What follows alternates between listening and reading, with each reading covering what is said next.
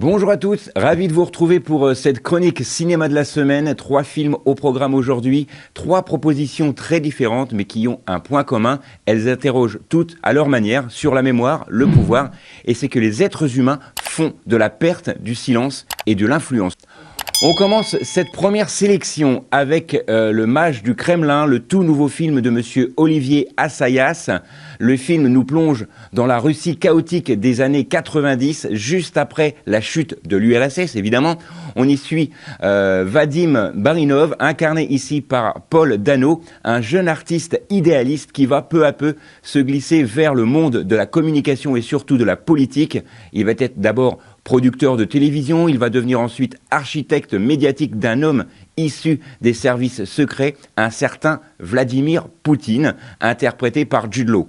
Alors, Le Mage du Kremlin n'est pas ici un biopic classique, c'est le récit raconté a posteriori, et ça c'est important, par un homme qui s'est retiré du jeu et qui regarde, en fait, avec son passé lucide, parfois avec culpabilité. Le film explore comment le pouvoir fabrique et comment une image politique peut être façonnée, manipulée, vendue à une population complètement déboussolée.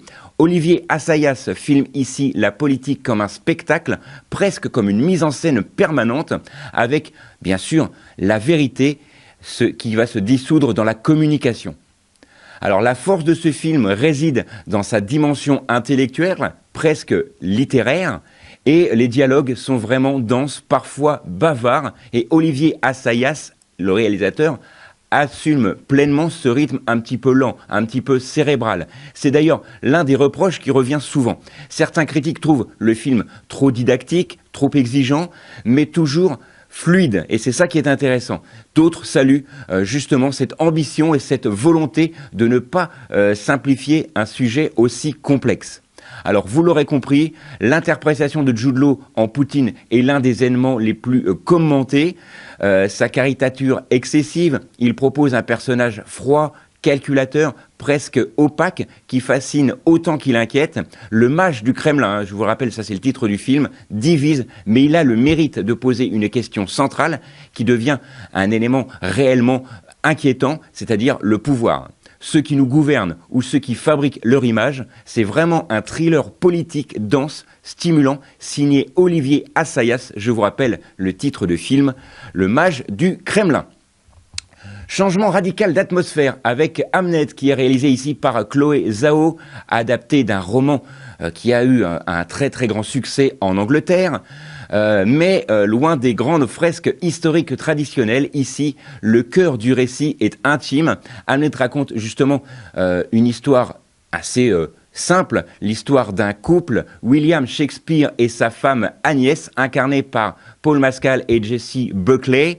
Le film s'attache ici à leur amour, à leur quotidien et à leurs enfants, et surtout à la perte tragique de leur fils, qui est décédé à l'âge de 11 ans.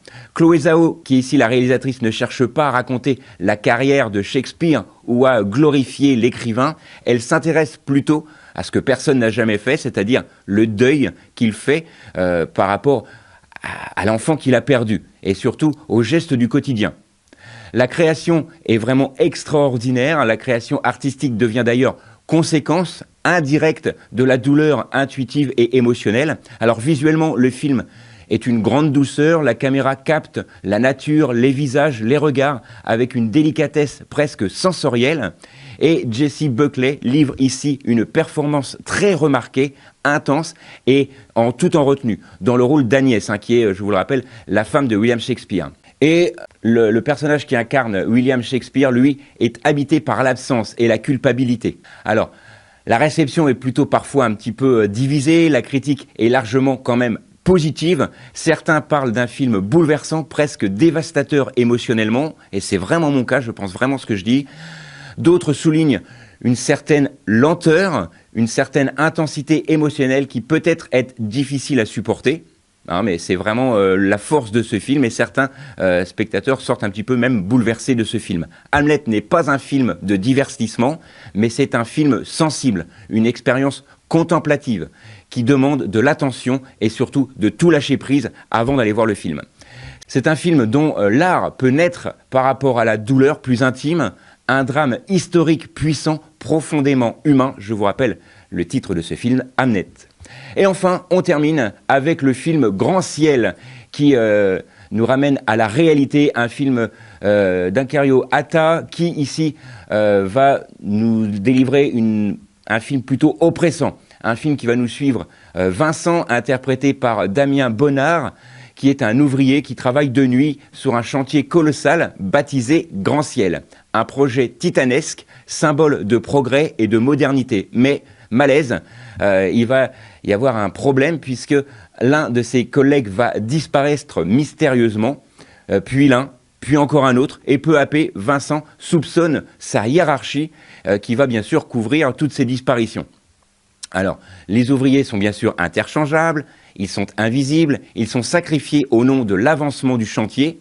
Grand Ciel devient donc alors plus qu'un décor. C'est un espace écrasant, presque abstrait, où le bruit, la poussière, l'obscurité participent à une tension presque permanente.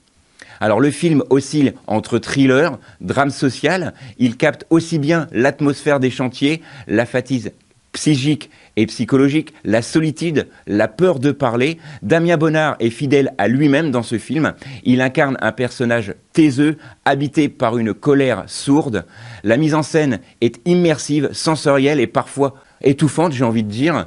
Les avis sont plutôt partagés, encore une fois, hein, c'est ce qui fait la force de ces 3 sélections cette semaine. Beaucoup saluent la force du propos social et l'ambiance pesante du film. D'autres estiment que l'intrigue manque parfois de clarté ou la tension narrative est un petit peu omniprésente. Alors, c'est vrai que ce film est intéressant, il divise, mais Grand Ciel reste un film qui interroge frontalement sur notre rapport au travail, sur le progrès et sur ce que l'on regarde toutes et tous. Bref, un thriller social, sombre, engagé, qui met en lumière et qui divise le monde. Pour conclure, je vais vous donner effectivement les films que j'ai sélectionnés pour vous cette semaine. Le Mage du Kremlin d'Olivier Assayas, un thriller politique, dense et cérébral sur la fabrication du pouvoir médiatique. Hamlet de Chloé Zhao. Et enfin, on a terminé avec Grand Ciel, un thriller social sombre, immersif, qui donne une voix invisible au progrès moderne. Voilà, c'est tout pour cette semaine. Nous, on se retrouve la semaine prochaine. Même endroit, même heure. D'ici là, sortez, allez au ciné et n'oubliez pas que le cinéma est fait pour tous ceux dont la curiosité est le plus grand des défauts.